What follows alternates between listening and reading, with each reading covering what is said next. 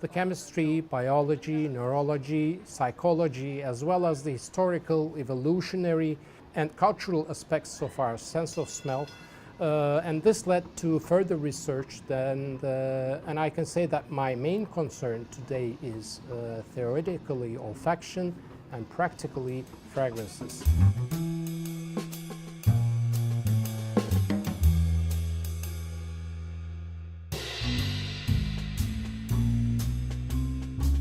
Vedat Ozan is an artist whose work has led him into the visual arts via his training in photography and the world of olfaction via his interest in perfume. After his university training at the Bosphorus University, Istanbul, Ozan learned photography at the Istanbul Photography and Cinema Amateurs Association, IFSUK, exhibiting both in Turkey and abroad. His expertise as an independent perfumer has developed into an interest in all aspects of smells and aromas, both sensory and culturally. He has broadcast and lectured widely on the subject, currently teaching on the Cultural Studies Master's Programme at the Istanbul Bilgi University, while writing his 4-volume text of the subject, The Book of Smells, and conducting olfaction and perfumery workshops. Vedat told us the story behind the mysterious meaning of smells. I was interested in smells since my childhood. When I say smell, I mean perfumes. I can say that my first 20 trials found their way into the sewage system of Istanbul. But time passed, and slowly and step by step things began to change. And I started to, in a way, visualize the formulas in my mind. Meaning, I was thinking of an odor molecule and its reactions and combinations with others without even smelling it on the paper.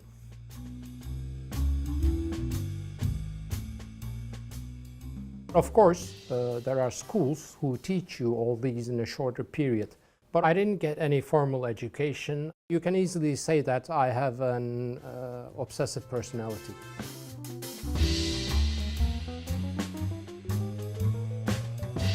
I am what they call a self-made perfumer, with its advantages and disadvantages. It takes longer, you make silly mistakes, and those mistakes cost a lot. But on the other hand, the best way to learn is to make mistakes and learn not to repeat them. I was lucky to find a bunch of very giving friends worldwide and share the outcomes of the trials with each other.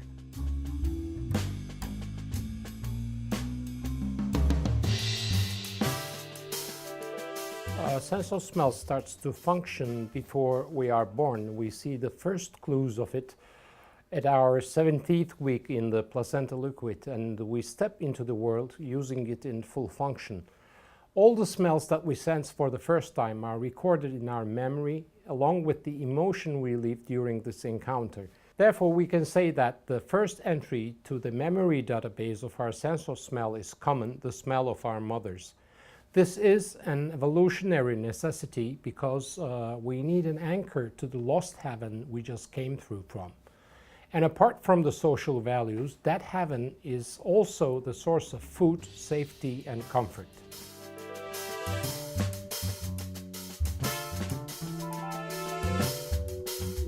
There is no such thing as a universally bad smell or a good smell.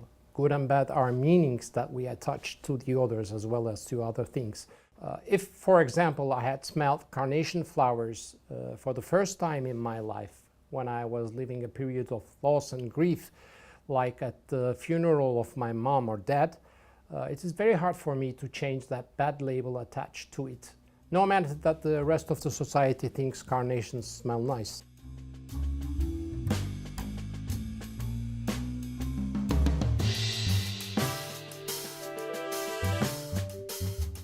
Olfaction is processed in the same area of our brain as well as our memory and emotions.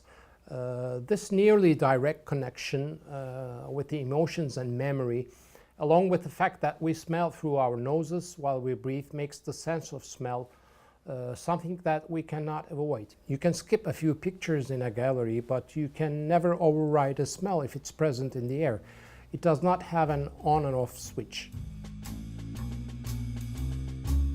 We think that the smell of a product is directly related to its function, though it's not. You can use an unscented shampoo and it can function the same way as a scented one, but research show that when we use the scented one, we think it cleans our hair deeper, makes it softer, and gives more volume.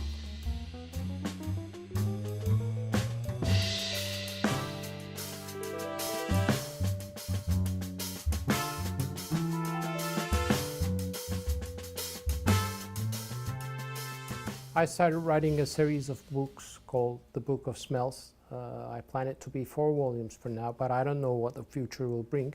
They are all in Turkish. I think it's best to finish the series first and then look for the prints of them in other languages.